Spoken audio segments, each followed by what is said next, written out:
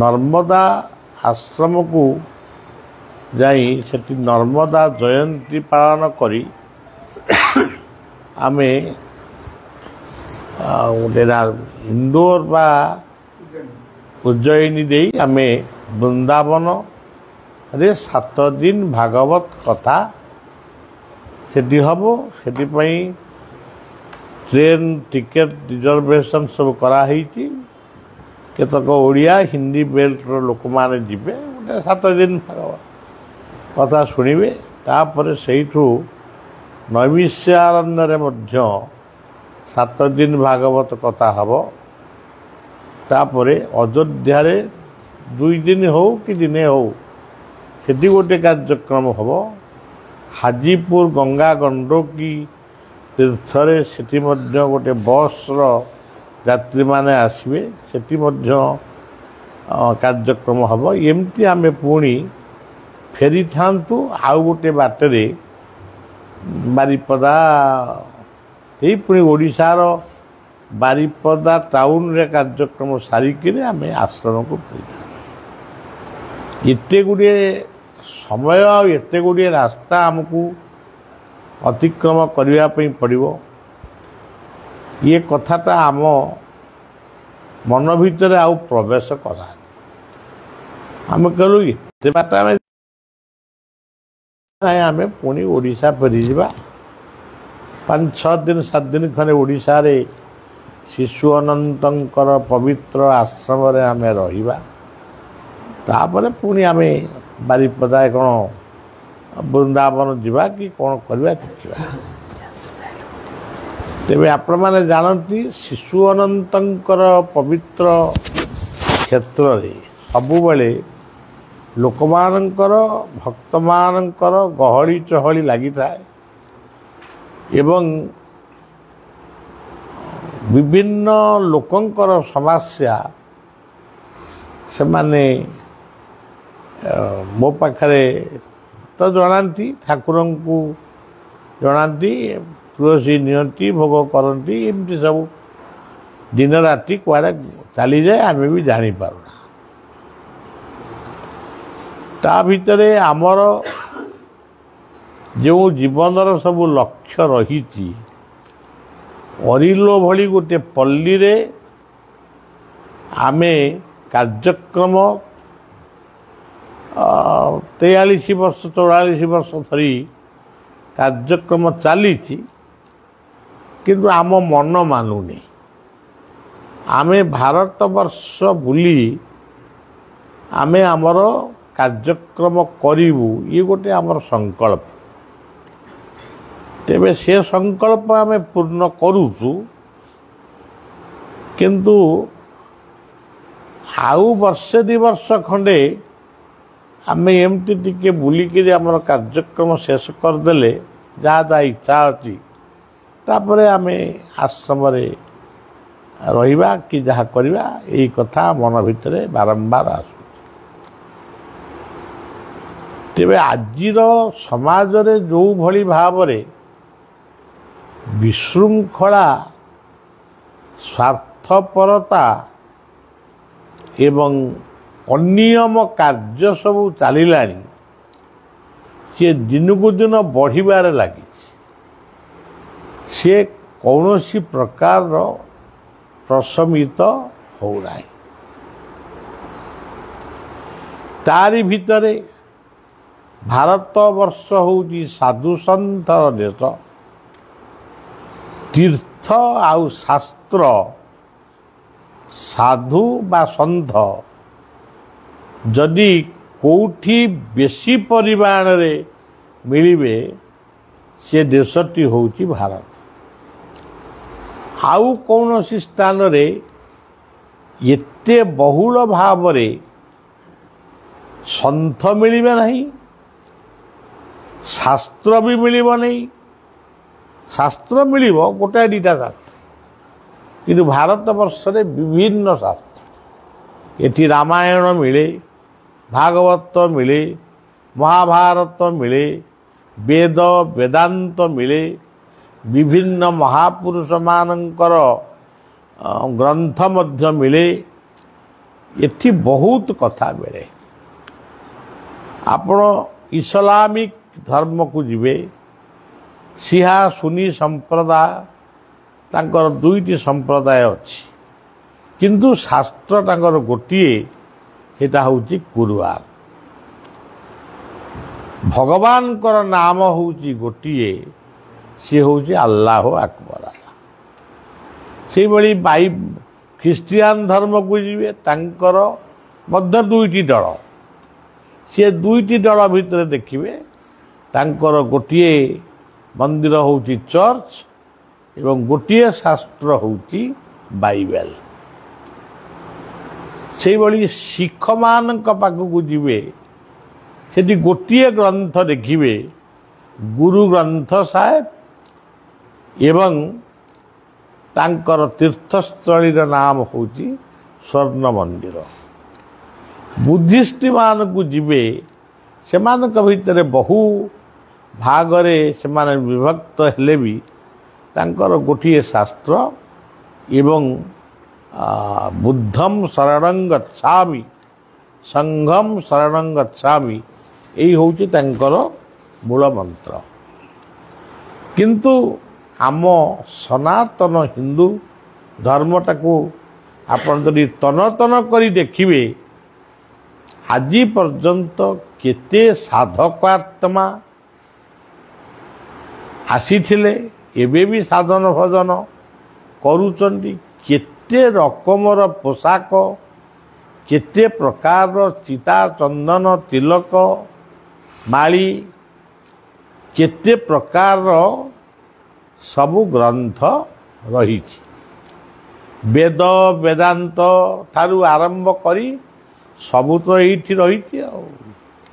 ତେଣୁ ଫରେନ୍ କଣ୍ଟ୍ରିରେ ମଧ୍ୟ ସେମାନେ ବି କଥା ପ୍ରସଙ୍ଗରେ ମୁଁ ନିଜେ ଶୁଣିଛି, ସେମାନେ କହୁ କହୁ କହନ୍ତି ସାଧୁ ସନ୍ଥର ଭାରତ। ଇଏ ପବିତ୍ର କଥା ଆଉ କେଉଁଠି ଶୁଣିବାକୁ ମିଳେ ନା। ସେଇ ଦେଶରେ ଆମର ଜନ୍ମ, ସେଇ ପାଣି ପବନରେ ଆମର ଜନ୍ମ, କିନ୍ତୁ ଆମ ପିଲାମାନେ ଯେତେବେଳେ ଭାରତ ଛାଡ଼ି ବିଭିନ୍ନ ଦେଶ ବିଦେଶରେ ରହୁଛନ୍ତି, ସେ ଗୋଟେ ନାଁକୁ ମାତ୍ର କେବଳ ଭାରତକୁ ଆସନ୍ତି ତାଙ୍କ ବାପ ମାଆଙ୍କୁ ଟିକେ ଦେଖିବା ପାଇଁ, କି ଗୋଟେ କ'ଣ ଲୋକ ଲଜ୍ଜାରୁ ପାରି ହେବା ପାଇଁ ଆସନ୍ତି। ସେ ଆସିଲେ ହୋଟେଲରେ ରୁହନ୍ତି, ମିନେରାଲ ୱାଟର ପିଅନ୍ତି, ଏଭଳିକି ମା ହାତରନ୍ଧା ଖାଦ୍ୟ ମଧ୍ୟ ସେମାନେ ପସନ୍ଦ କରନ୍ତି ନାହିଁ। ଏଇଟା ମୋ ପାଖରେ ତାର ପ୍ରମାଣ ବି ଅଛି। ଗୋଟେ ପିଲାକୁ ମୁଁ ପଠେଇଥିଲି, ତାର ପାଠ ବଳିଆ ସିଲେକ୍ସନ୍ କରିଥିଲା। ସେ ମୋର ମନେ ନାହିଁ କେଉଁ ପାଠଟାକୁ ସିଲେକ୍ସନ୍ କରିଥିଲି, ମୋର ମନେ ନାହିଁ। ସେ ଦୁଇଟି ତିନୋଟି ସବଜେକ୍ଟ ମୋତେ ଦେଇଥିଲା, ମୁଁ ଗୋଟିଏ ସବଜେକ୍ଟକୁ ଅନୁମୋଦିତ କରିଥିଲି, ତୁ ଏଇଟାକୁ ପଢ଼।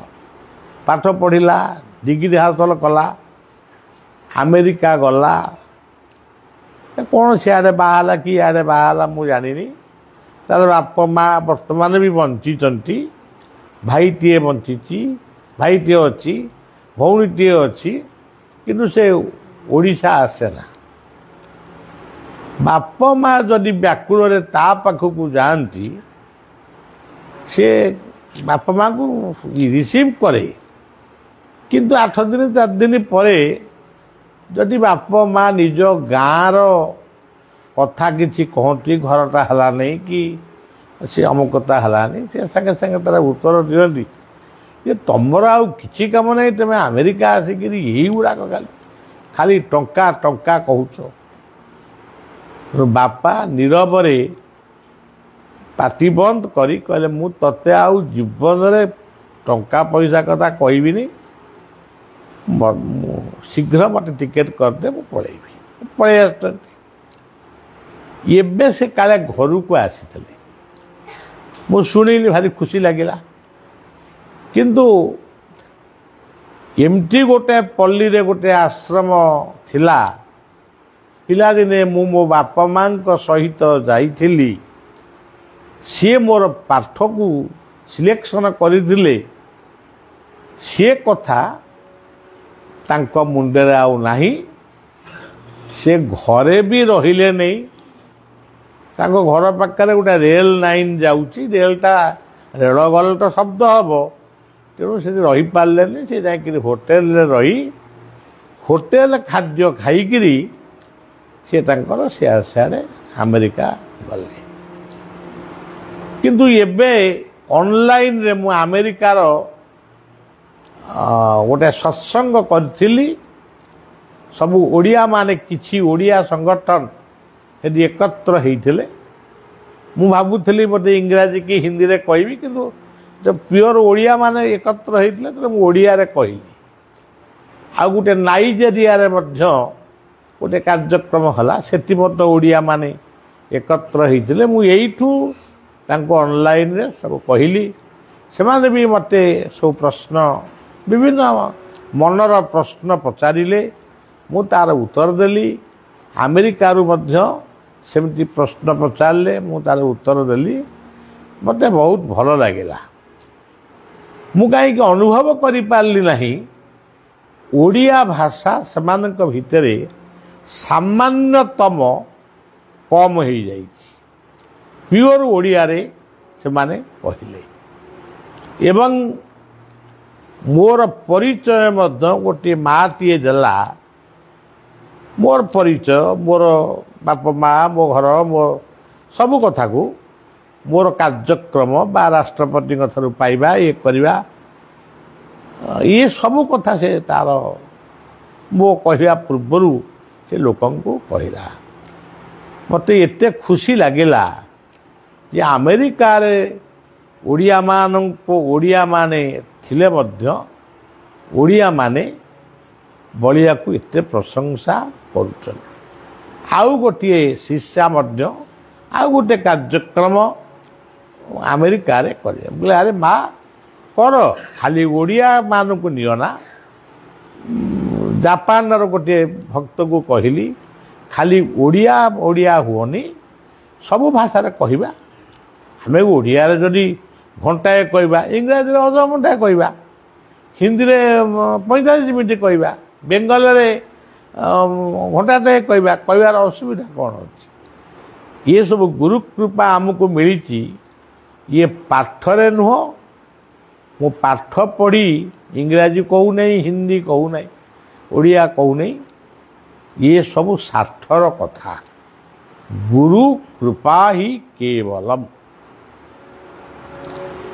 ଆଜି ଭାରତର ରାମ ମନ୍ଦିର ଗଠନ ହେଇଛି, ଏହାକୁ କିଏ କେତେ ପ୍ରକାର ବ୍ୟାଖ୍ୟା କରୁଛନ୍ତି,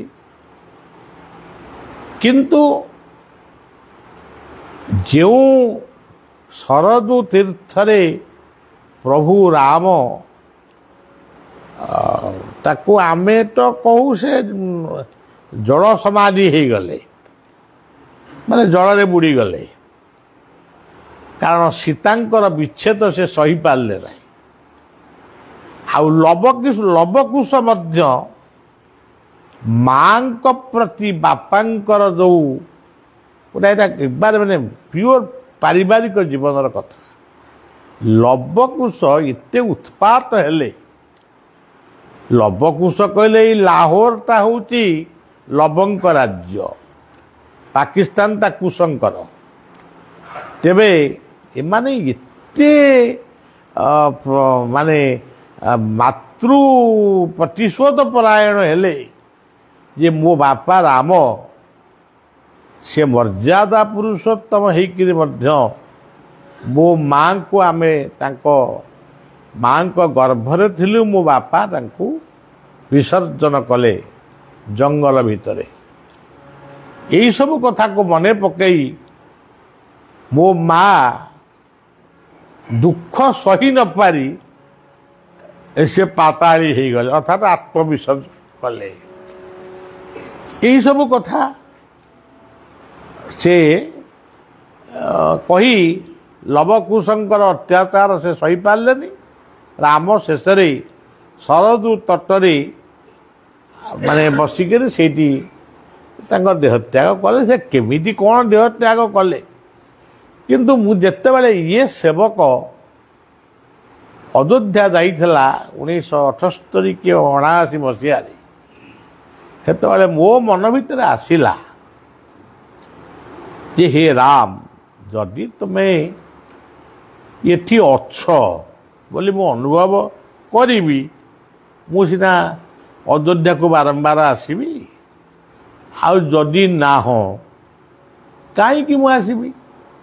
ସେତେବେଳେ ବାବରି ମସଜିଦର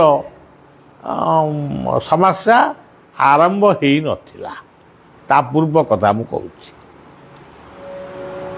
ଏମିତି ହେଇ ରାମ ଯେଉଁ ଘାଟରେ ଆତ୍ମବିସର୍ଜନ କରିଥିଲେ, ସେଇ ଘାଟରେ ମୁଁ ସ୍ନାନ କଲି। ମୋ ସାଙ୍ଗରେ 2 ଜଣ ଯାଇଥିଲେ, ନଟ ଭାଇ, ଏବେ ତ ସେ ଚାଲିଗଲେ ନଟ ଭାଇ, ଏବେ ବର୍ଷେ ହେଇନି। ଆଉ ଜଣେ ଯାଇଥିଲେ ଧୁନ ମାସରେ, ତାଙ୍କୁ ଆପଣମାନେ ଦେଖି ନାହାନ୍ତି। ଏ 2 ଜଣ ଯାକ ମାନେ ସ୍ଥଳଭାଗରେ ବସିଲେ, ମାନେ ପ୍ରଚଣ୍ଡ ବନ୍ୟା ଶରତ ନଦୀରେ ଆସିଛି।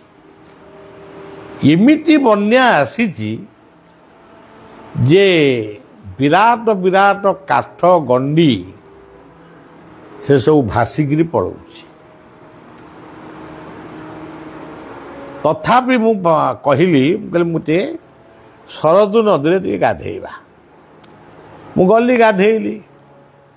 ଗାଧେଇ ସାରିଲା ପରେ ମୋର ମନେ ପଡ଼ିଲା ଟିକେ ତର୍ପଣ କରିବି। ଯେ ତର୍ପଣ କାହାକୁ କରିବି? ରାମଙ୍କୁ ହିଁ ତର୍ପଣ କରିବି। ରାମଙ୍କୁ ତର୍ପଣ କରିବି ଯେ ସେଇ ଗୋଟାଏ 2 ମିନିଟ୍ ଭିତରେ ଏତେ ଗୁଡ଼ା କଥା ଭାବିଗଲି। ରାମ ଏଠି ଥିଲେ ସିନା ମୋ ତର୍ପଣ ତାକୁ ଗ୍ରହଣ କରିବେ, ଏମିତି ପାଣି ଆଞ୍ଜୁଳାଏ ଟେକିଦେବି, କ'ଣ ଲାଭ ଅଛି? କାରଣ ବଳିଆ ମୂଳରୁ ବାସ୍ତବବାଦୀ। ଯେତେବେଳେ ମୁଁ ତର୍ପଣ କଲି, ସେ ତର୍ପଣ ଜଳ ଆଞ୍ଜୁଳାଏ ଅଛି, ଯେଉଁ ସ୍ରୋତ, ପ୍ରଖର ସ୍ରୋତରେ ଗଛ ଭାସି ଯାଉଛି, ସର୍ପ କିନ୍ତୁ ଗୋଟେ ଚେକା ପକେଇ ମୋଡ଼ି ମୋଡ଼ି ହେଇ ସର୍ପଟିଏ ଏମିତି ଫଣା ଟେକି ମୋରି ଆଡ଼କୁ ଚାହିଁକିରି ସେମିତି ରହିଲା। ମୁଁ ପ୍ରାୟ ଅଧଘଣ୍ଟାଏ ତର୍ପଣ କଲି, ସେ ସର୍ପ ସେମିତି ରହିଲା। ଯେତେବେଳେ ମୋର ମନ ଭିତରେ ଭାବିଲି, ହେ ରାମ, ଆପଣ ଏଠି ଅଛନ୍ତି, ଏତିକି ମୁଁ ଅନୁଭବ କଲି। ଏ ଅନୁଭବଟା ମୋର ମୃତ୍ୟୁ ପର୍ଯ୍ୟନ୍ତ ରହିବ ଏବଂ କେତେବେଳେ କେମିତି ମୋ ଦେଶରେ ମୁଁ ଏକଥା କହିବି। ଆପଣ ଏଣିକି ବିଦାୟ ନେବେ। ଏତିକି କହୁ କହୁ ସେ ପାଣି ଭିତରେ ବୁଡ଼ିଗଲେ। ଯେତେବେଳେ ଇଏ ଯେଉଁ ବାବରି ମସଜିଦ୍ ଭଙ୍ଗା ଭଙ୍ଗି କଥା ହେଲା, ସେତେବେଳେ ଯେଉଁ ସରକାର ଥିଲେ, ସେ ସବୁ ପର୍ଯ୍ୟବେକ୍ଷକ କ'ଣ ପଠେଇଲେ, ସେ କହିଲେ ରାମ ବିଲକୁଲ ଜନ୍ମ ହେଇନାହାନ୍ତି, ଗୋଟେ କପୋଳକଳ୍ପିତ କାହାଣୀଟା। ସେତେବେଳେ ମୋ ମନ ହେଉଥାଏ ଯେ ତାଙ୍କୁ ଗୋଟେ ଗୋଟେ ଚୈତନ୍ୟ ଦରକାର। ତେଣୁ ଭାଗବତର ସେଇ କଥା, ଜୀବର ଗତି ଅନୁଭବ ଉଦ୍ଧବେ କହିଲେ ମାଧବ। ସେଇଭଳି ଲକ୍ଷ୍ମଣ ଝୁଲାରେ ମୋତେ ଯିଏ ଭେକ ଦେଇଥିଲେ, ମାନେ ଗଣେଶ ଦାସ ମହାରାଜ, ସିଏ ଦେହତ୍ୟାଗ ପରେ ସେଇ ଲକ୍ଷ୍ମଣ ଝୁଲାର ବମ୍ବେ ଘାଟକୁ ମୁଁ ଯାଇଥିଲି। ମୋର ବାପା ଯାଇଥିଲେ, ମୋର ବୋଉ ବି ଯାଇଥିଲେ, ଆମେ ସମସ୍ତେ ବସିଛୁ। ପ୍ରଚୁର ମାଙ୍କଡ଼, କିନ୍ତୁ ମୋ ଭିତରେ ଆସିଲା, ଯଦି ହନୁମାନ ତୁମେ ସତ୍ୟ, ତାହେଲେ ଏଇ ଗଛରୁ ଓହ୍ଲେଇକିରି ଆସିବ, ହାତ ପତେଇ ଆମକୁ କଦଳୀ ମାଗିବ, ଆମେ କଦଳୀଟିଏ ଦେବୁ, ତମେ ଚୋପା ଛଡ଼େଇଟାକୁ ଖାଇବ, ପୁଣି ପଳେଇବ। ତାହେଲେ ଆମେ ଜାଣିବୁ ହନୁମାନ ହିଁ ସତ୍ୟ। ଯେଉଁ କଥା ମୋ ମନ ଭିତରେ ମୁଁ ଚିନ୍ତା କରିଥିଲି, ସେଇ କଥା ଘଟିଲା ବଟେ। ତେଣୁ ଏଇ ଯେଉଁ ଲେଖିଛନ୍ତି ଏଇ ଯେଉଁ ମନ୍ତ୍ରଟି ଅନନ୍ୟ ଚିନ୍ତୟନ୍ତ ମାଂ ଯେ ଜନା ପର୍ଯ୍ୟୁପାସତେ ତେଷାଂ ନିତ୍ୟାଭିଯୁକ୍ତାନାଂ ଯୋଗକ୍ଷେମ ଭାବ। ସେଇମାନଙ୍କର ଅନୁଭବ ହବ। ମୋର ତ ଯାହା ଅନୁଭବ ହେବା କଥା ହେଇଯାଇଛି, ମୁଁ ଆଉ ଅନୁଭବ ଚାହୁଁନି। ଆପଣମାନଙ୍କର ବି ସେଇ ଅନୁଭବ ହବ। ଆପଣମାନେ ଯେତେବେଳେ ମନ ଭିତରେ ଖୋଜିବେ ଅନନ୍ତ କିଏ, ମୋ ଗୁରୁ ପ୍ରକୃତରେ ମୋ ପାଇଁ କିଏ, ଗୁରୁ କିଏ, ଇଷ୍ଟ କିଏ, ଏହା ସତ୍ୟ କିମ୍ବା ମିଥ୍ୟା, ଏଇ କଥାଟାକୁ ଯେତେବେଳେ ଆପଣମାନେ ମନ ଭିତରେ ଅନନ୍ୟ ଚିନ୍ତୟନ୍ତ ମା ଅନନ୍ୟ ଭାବରେ ଚିନ୍ତନ କରିବେ, ସେତେବେଳେ ଆପଣମାନେ ନିଶ୍ଚିତ ଭାବରେ ଜାଣିପାରିବେ ଗୁରୁ କିଏ ଆଉ ଅନନ୍ତ ବା ଇଷ୍ଟ। ଆପଣମାନେ ଅନନ୍ତ କହୁଛନ୍ତି, କିଏ ଜଗନ୍ନାଥ କହୁଛି, ସେ କିଏ। ଆଉ ଗୋଟେ ଅନୁଭୂତି ମୁଁ ଜୀବନରେ କହୁଛି। ଆମେ ବଦ୍ରୀନାଥ ଯାଉଛୁ, ଅଲେକ ନନ୍ଦା ବୋଲି, ଅଳକାନନ୍ଦା ବୋଲି ଗୋଟେ ଜାଗା, ସେଇ ଧୁନ ମାସରେ ନଟ ସାଙ୍ଗରେ ଅଛନ୍ତି। ଆଜିକାଲି ଭଳି ହୋଟେଲ ଫୋଟେଲ କିଛି ରହିବାର ସୁବିଧା ନାହିଁ। ଗୋଟିଏ ଜାଗାରେ ରହିଲୁ ଏବଂ ସେଠି ଗୋଟେ ଜାଗାରେ ଆମର ଗୋଟେ ବିଛଣା ଦେଲେ, ସପ ଖଣ୍ଡେ ତକିଆ ଫକିଆ ଦେଇଛନ୍ତି କି ନାହିଁ ମନେ ନାହିଁ, ଏମିତି ଶୋଇଲୁ। ଆଉ ସେଇଠି ଭଗୀରଥ ଗଙ୍ଗାଙ୍କୁ ଆମନ୍ତ୍ରଣ କରିଥିଲା। ଭାଗୀରଥୀ ସେଇଠି ଗଙ୍ଗାଙ୍କ ସହିତ ମିଳନ ହେଇଛି, ଏବେ ବି ସେ ଜାଗା ଅଛି। ସେଇଠି ମୁଁ ଶୋଇଛି, ଗଙ୍ଗା ମାତାଙ୍କୁ ଚିନ୍ତନ କରିଛି। ମୁଁ ଏ ଅନୁଭବଟା ଜାଣିନି, ଯେଉଁମାନେ ମୋ ପାଖରେ ବସିଥିଲେ ସିଏ ମୋତେ ମାନେ ବିଛଣା ଟିକେ ଫ୍ୟାନ୍ ଫ୍ୟାନ୍ କିଛି ନାହିଁ, ସେ ବିଛଣା ମାନେ ବିଛଣା ବୁଲେଇକିରି ମୋତେ ପବନ ଇଏ କରୁଥିଲେ। ସିଏ ଦେଖୁଛନ୍ତି ଅଳକାନନ୍ଦାରୁ ଗୋଟେ ଜ୍ୟୋତି ସିଏ ମୋର ମସ୍ତକ ପର୍ଯ୍ୟନ୍ତ ଆସିଲେ, ଏମିତି ବାରମ୍ବାର ଆସୁଥାଏ ଯାଉଥାଏ। ଯେତେବେଳେ ସେ ଅନୁଭବ କଲେ ଯେ ପ୍ରକୃତରେ ଗଙ୍ଗାଙ୍କର ପ୍ରଭାବ ରହିଛି, ଗଙ୍ଗାଙ୍କୁ ପ୍ରଣାମ ଜଣାଇଲେ, ମୋର ନିଦ୍ରା ଭଙ୍ଗ ହେଲା ଏବଂ ସିଏ ମଧ୍ୟ ସେ କଥାରୁ ନିବୃତ୍ତ ହେଲେ। ତେଣୁ ଭାଗବତର ସେହି ସୁନ୍ଦର ପଦଟିଏ ଜୀବର ଗତି ଅନୁଭବ। ଇଏ ମିଛ, ସେ ସତ, ସେ ଅମୁକ, ସେ ଏଗୁଡ଼ା କିଛି ନୁହେଁ। ଅନନ୍ୟ ଚିନ୍ତୟନ୍ତ ମାଂ, ଯେ ଅନନ୍ୟ ଭାବରେ ମୋତେ ଚିନ୍ତା କରେ, ଭଗବାନ କହୁଛନ୍ତି ଅନନ୍ୟ ଚିନ୍ତୟନ୍ତ ମାଂ, ଏବଂ ଯେ ଜନା ଉପାସଟେ, ଯେଉଁ ମଣିଷ ମୋର ଉପାସନା ହିଁ କରେ, ମୁଁ ଏକମାତ୍ର ସତ୍ୟ ଏତିକି ସେ ଜାଣେ।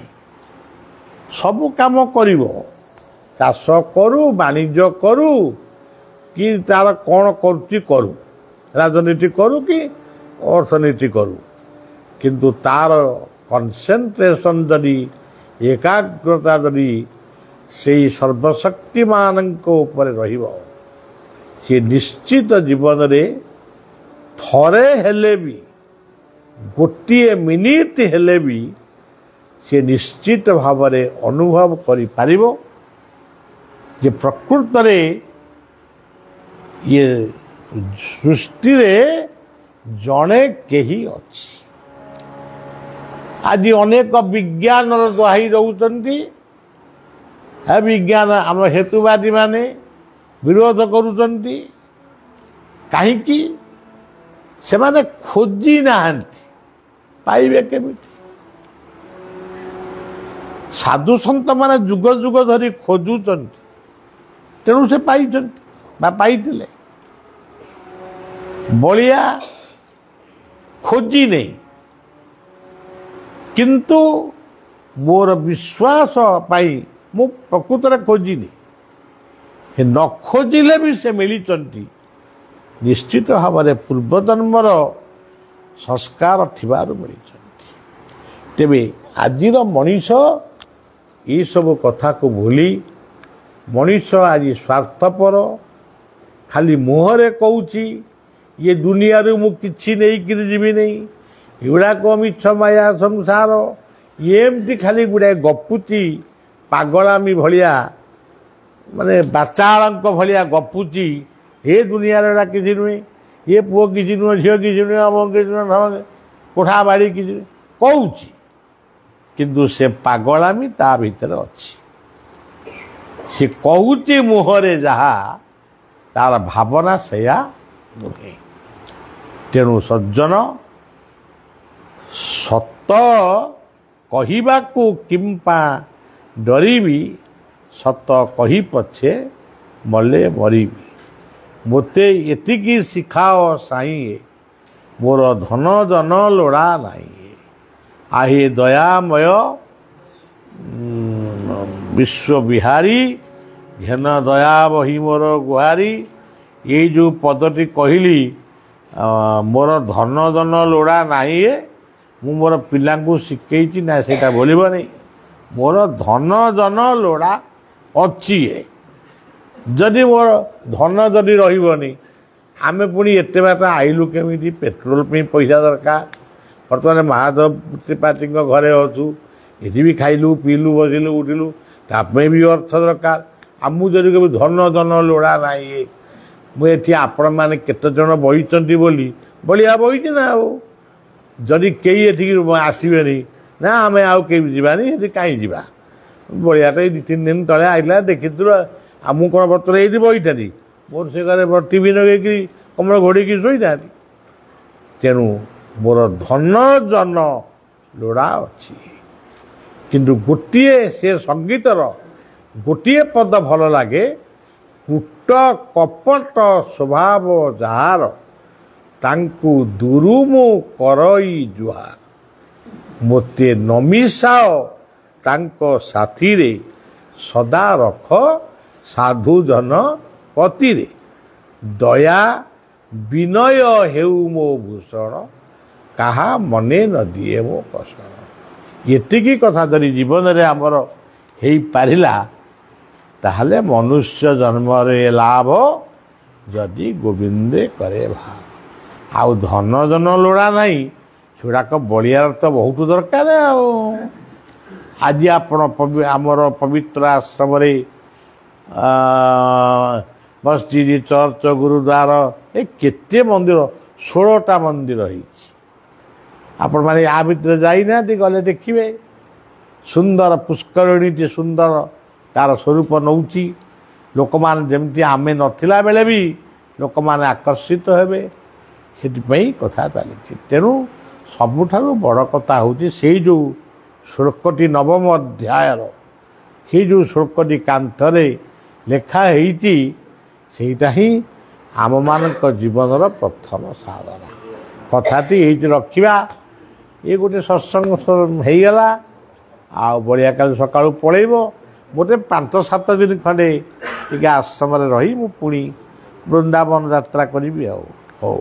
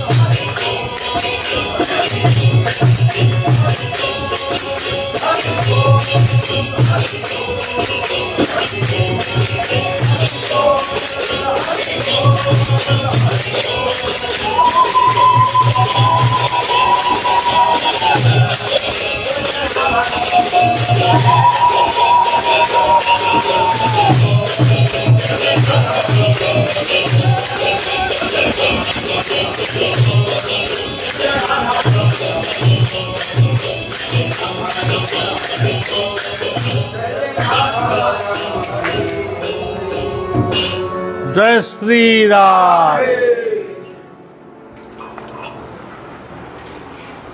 भोग भोग कर दे।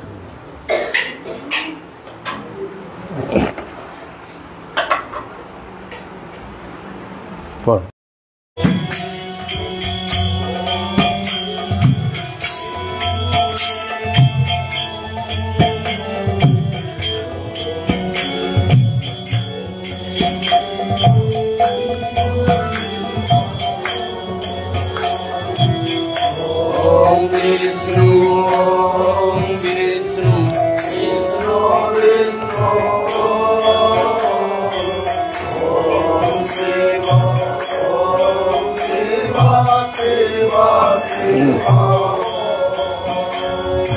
नमो हराय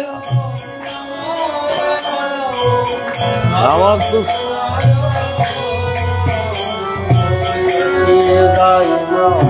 शक्ति रहिमा शक्ति रहिमा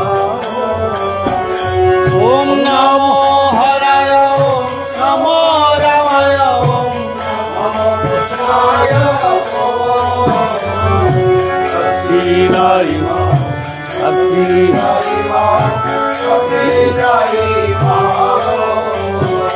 वेद सम्भुत जय ओ वेद सम्भुत जय ओ वेद सम्भुत जय ओ वेद सम्भुत जय ओ वेद सम्भुत जय ओ वेद सम्भुत जय ओ वेद सम्भुत जय ओ वेद सम्भुत जय ओ जय ओ जय ओ जय ओ जय ओ जय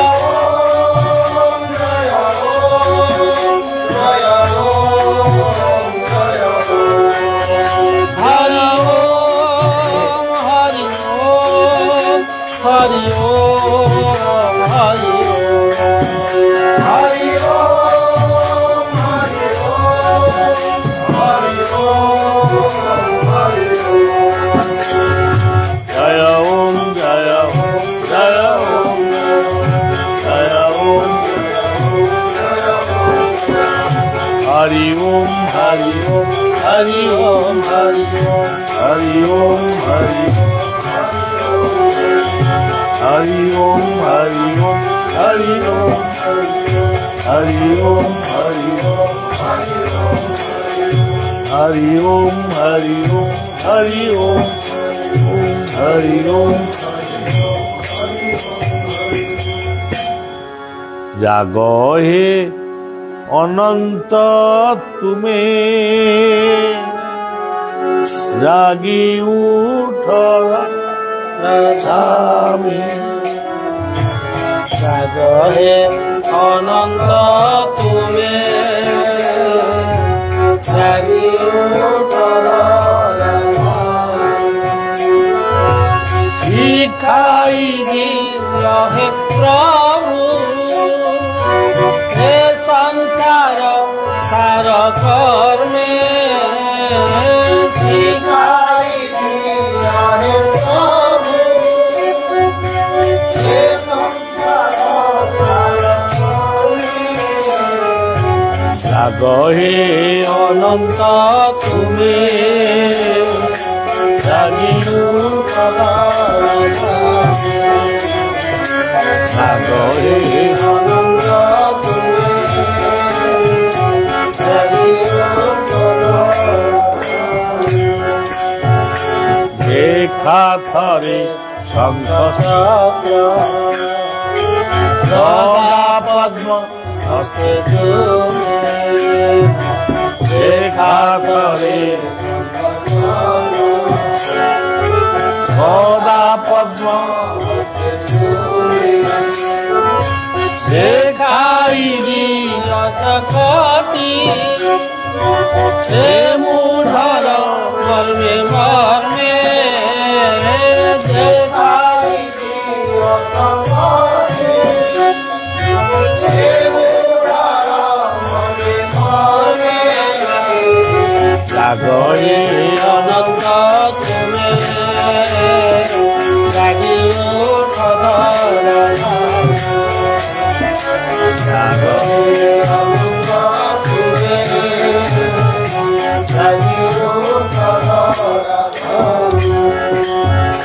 कल्की राम तुमे देखे न पाप नयनी कल्की राम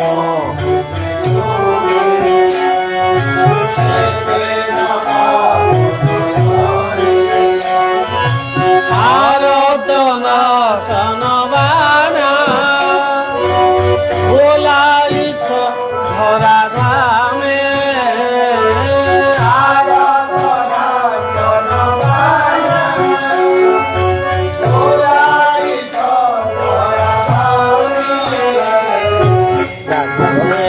अनंत तुमे जागी उठ जागो हे अनंत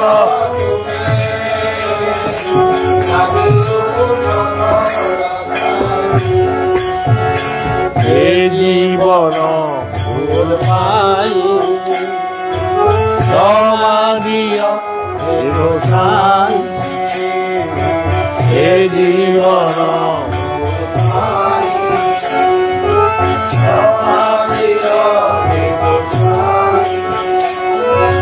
कुंभ श्री चरण ध्याई मिशे जाओ कुंभ नामे कुंभ श्री चरण ध्याई मिशे जाओ कुंभ नामे।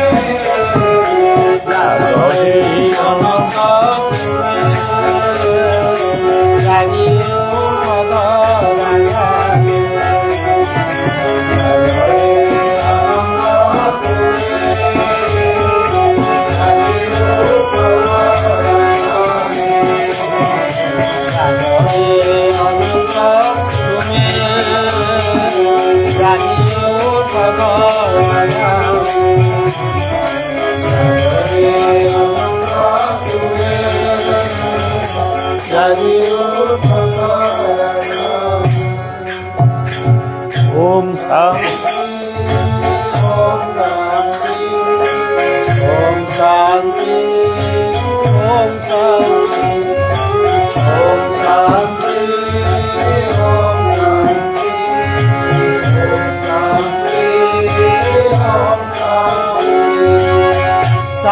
शांति तव शरणामृत शांति तव मुखारमृत शांति तव शरणामृत शांति तव मुखारमृत शांति शांति शांति शांति शांति तव शांत मूर्ति शांति शांति शांति शांति शांति तव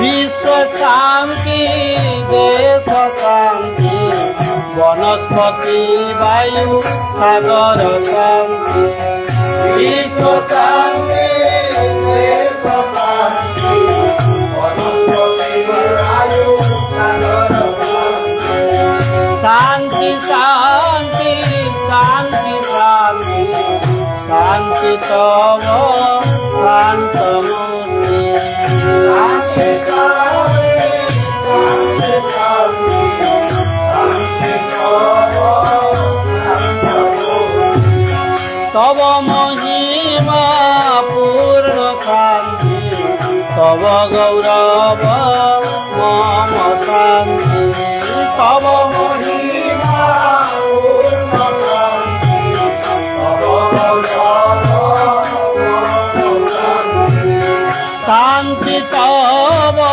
पावन मेघ मोहाशून्य शून्य शांति शांति तव पावन मेघ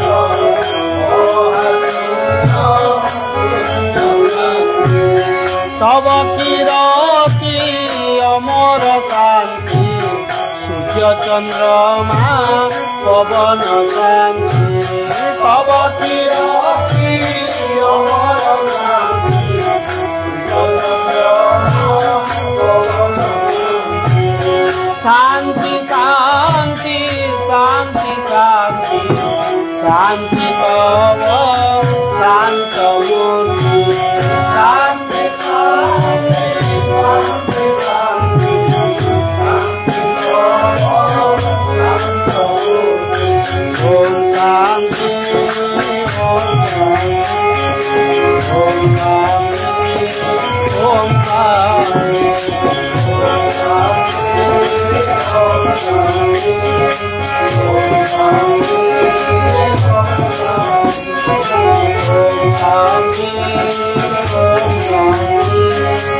ओम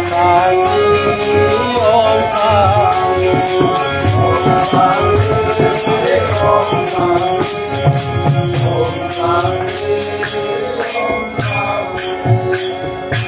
भव सागर तारण धारण रवि नंदन बंधन खंडन शरणागत किंकर हित मन गुरुदेव दया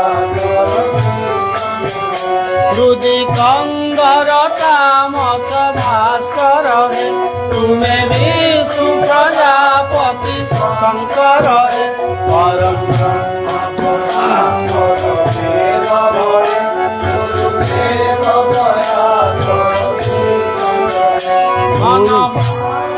शासन अंकुश नर प्राण करे हरि चाक्षुष गुणगान परायण देवगण गुरुदेव दया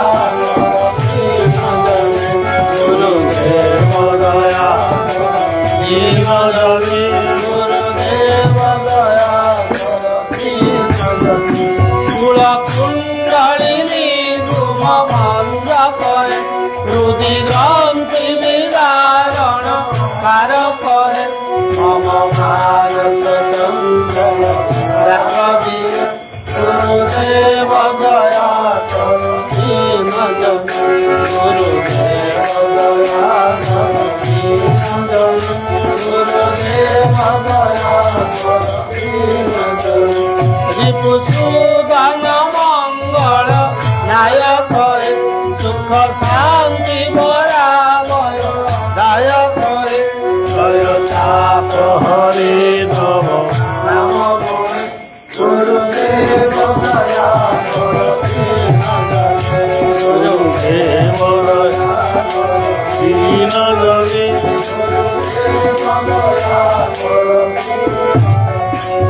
অভিমান প্রভাব বিমর্দক গতিহীন জনে তুমি রক্ষা করে সংকিত অঙ্কিত ভক্তি করে গুরুদেব দয়া করতি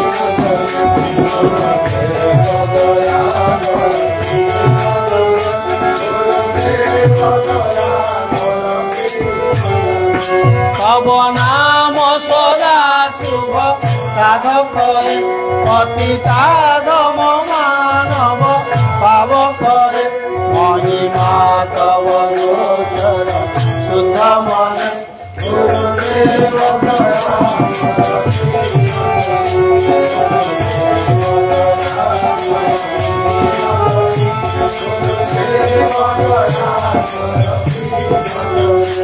জয় সদ্গুরু ঈশ্বর প্রাপক হে ভব রোগ বিকার বিনাশ করে মন কেন্দ্রে রহে তব শ্রীচরণ গুরুদেব দয়া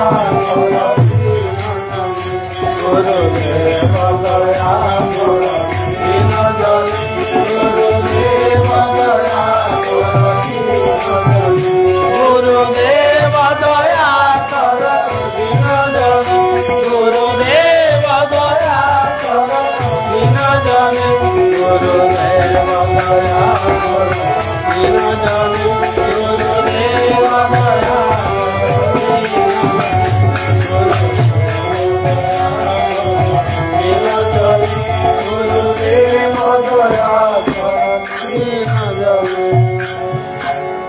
भज गोविंदम स्मर गोविंदम गोविंदम भज गुणमते भज गोविंदम स्मर गोविंदम गोविंदम भज गुणमते जय गुरु जय गुरु जय गुरु जय जय जय गुरु जय गुरु जय गुरु हरे कृष्ण कृष्ण कृष्ण हरे हरे हरे राम राम राम हरे भजनी कारि गौर राधे श्याम हरे हरे जय शिशु अनंत राजा राम जय सत्य कर्ण बल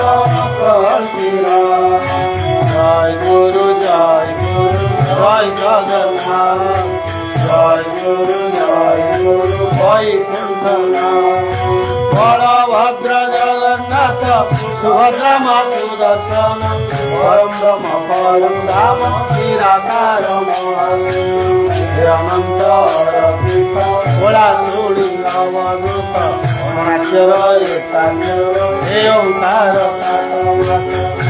भज श्री कृष्ण चैतन्य प्रभु नित्यानंद जप हरे हरे राम श्री राधे गोविंद भज सत्य नारायण हरिया जप हरे कृष्ण हरे ओम कृष्ण मधुसूदन वासुदेव जनार्दन ओम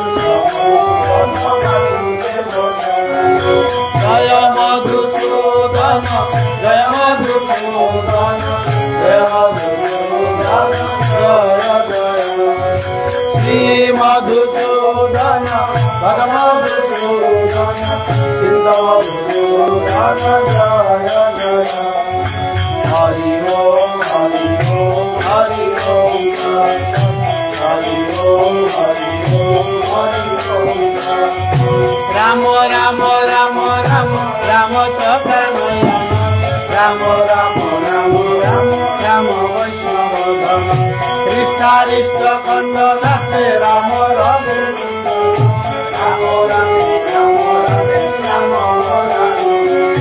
जय राधे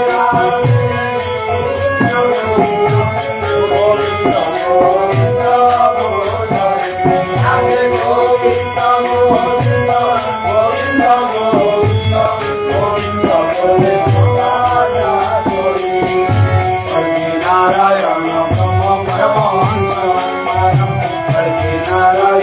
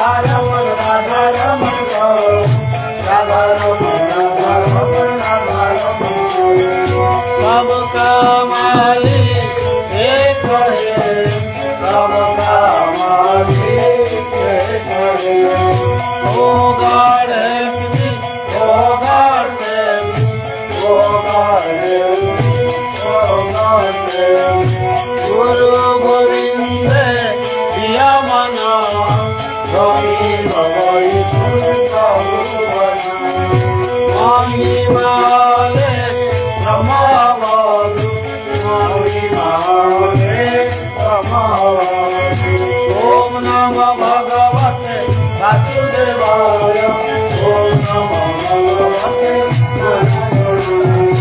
जय गुरु वाहे गुरु पुरुषोत्तम परमात्मा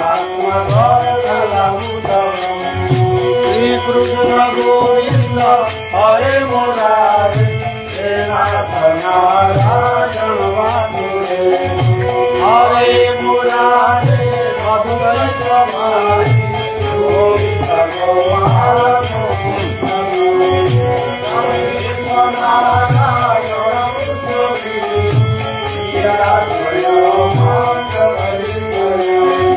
माधवं सुंदरं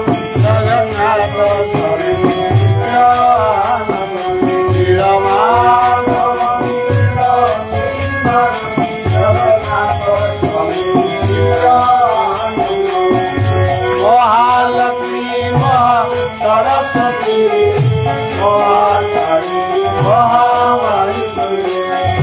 जय बलराम सत्य बलराम धर्म बलराम गुरु बलराम शक्ति बलराम ज्ञान बलराम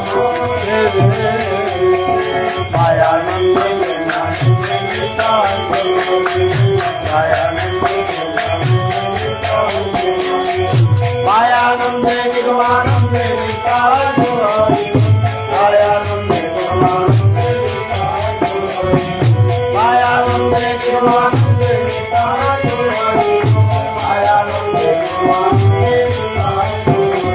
जय राधा रमण हरि जय राधा रमण हरि जय राधा रमण